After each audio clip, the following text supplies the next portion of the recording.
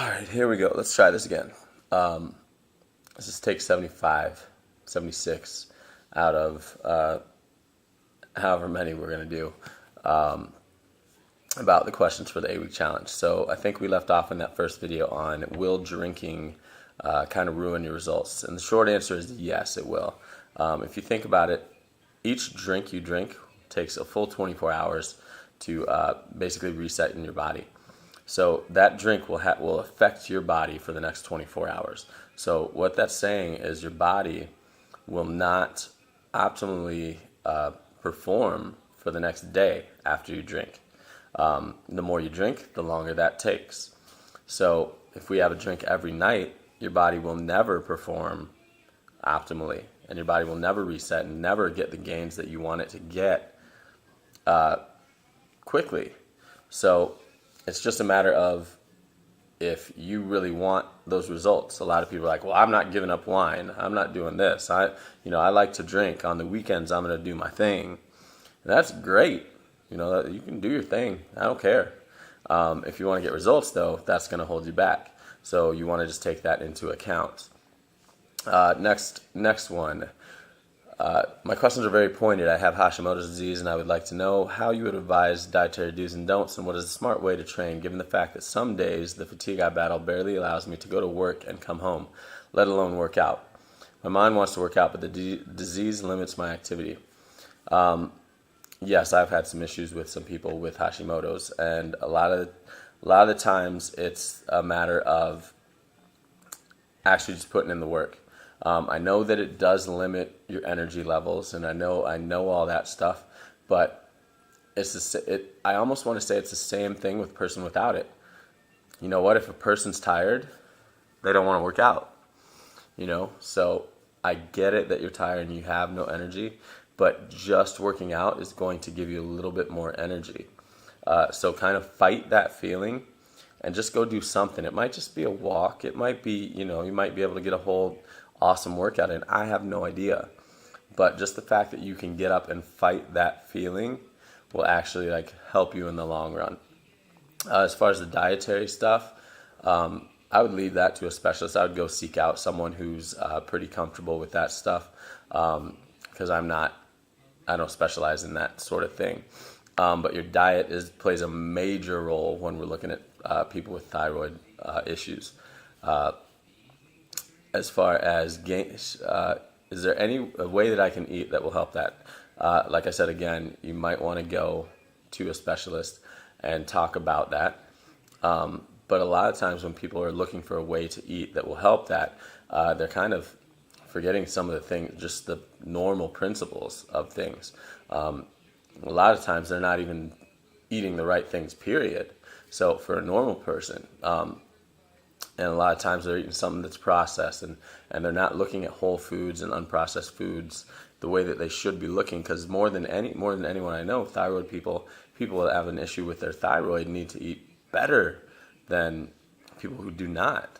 So go search out a specialist, and maybe that will help you in your quest there. Next question, how do I gain strength when it takes me a couple of days to recover from working out? That is a blessing in disguise, because you want to recover after working out. Get a hard workout in, and then those muscles will actually be looking for rest. All right? So if you can work out really, really hard, you know what? Your muscles deserve a day or two off. So think about it that way. We're going to go to the next question. And that would be, all right. I'm having difficulty getting my balances correct. My FitnessPal had me at 1260 calories, and I manually changed it to 1560. I'm having trouble hitting it. Here's the thing. So it's very hard to increase your daily caloric intake if you're set at some certain amount, right? If you're set at 500 and you want to get 1,000, it's going to feel like you're stuffing your face the whole day, right? Your body's going to feel bloated. Everything's going to feel off. But you need to give your body time to adjust to that. So even though the first couple days, that's what it feels like, you got to keep on keeping on. It might take a couple weeks for your body to get adjusted to an increase in calories. Because what's going to happen is your body gets set at this, whatever this number is that you decide to take it to. It could be 1,300, could be 1,500, could be whatever. Your body gets used to that amount of calories or somewhere around there. So when you bump that up, you're going to be like, oh man, your body's going to be like, man, I am full. And it's going to feel like that every time you do that, unless you do it consistently. If you do it consistently, your body's pretty smart little machine. If you do it consistently, your body's going to realize, oh, this is what I get on a day-to-day basis, and it's going to change your metabolism to that. So you've got to really commit to doing that and changing that. And changing that from like 1260 to 1560 is 300 calories. So that could be something as easy as a protein shake and a juice, extra in the day.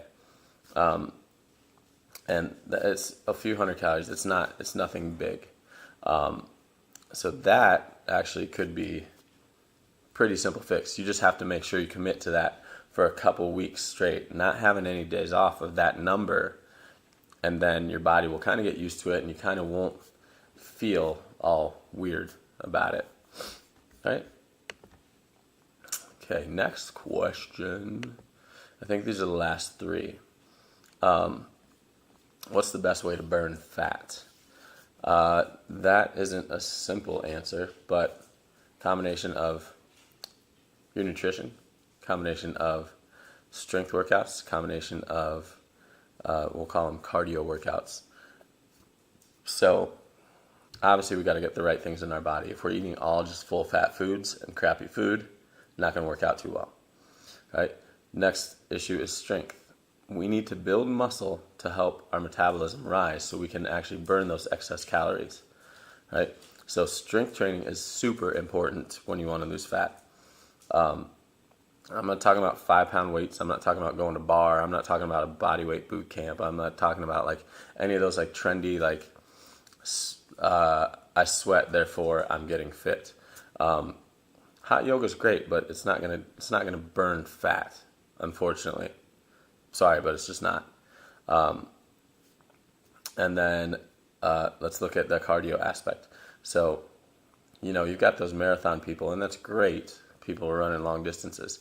But the intensity of your cardio is what's going to come into play here. So if you are on a treadmill for 25 minutes, let's say, and you're going at 4 miles an hour for 25 minutes, you might get a little sweat on, but that's basically a really fast walk. Right? You take that same 25 minutes and you decide, okay, every minute I'm going to do a 20-second sprint as hard as I can go. Even though you're actually working at within less time, so you actually only have intensity for 25 divided by 30, I don't know what that number is. Even though you're only working for a shorter amount of time, you're going to burn more fat because that is going to change your metabolism a lot quicker than if you do this long-paced, steady-state cardio.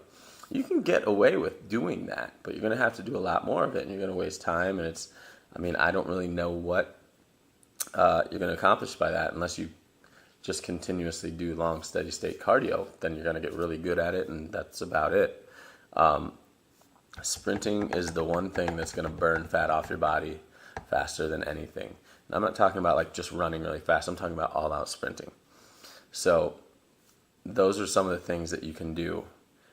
Eat unprocessed great foods for you. Fruits and vegetables is a must. Lean proteins is a must. Strength train to where you're actually building muscle, and then sprint your ass off. That's really all it takes as far as fat burning. But fitness, it's a whole nother area. Do you think that eating after a certain time is bad? No, I do not. I actually eat right before I go to bed, and I think I'm doing all right. Here's a question. So let's say I say don't eat after 8 p.m. What about those people who don't get off work until 11 p.m.? So they might go to bed at 2 a.m. Does that make sense? Right? They've got 6 hours of no eating after 8 p.m. while they're awake. Doesn't make sense. So maybe some of you guys might not want to eat like a couple hours before you go to bed because it kind of like ruins your sleep a little bit. I don't find that it does mine, but some people might think that it ruins your sleep a little bit. So maybe an hour or two before bed, kind of cut it out. I myself don't think that because I want to build some muscle, so I give myself a little fuel before I go to sleep. So that way that fuel's kind of gone within the first 2 hours or so. So I still have a fast during my sleep, a couple hours, maybe 5 hours of no food, and then I wake up, get some more food in me. I'm good to go.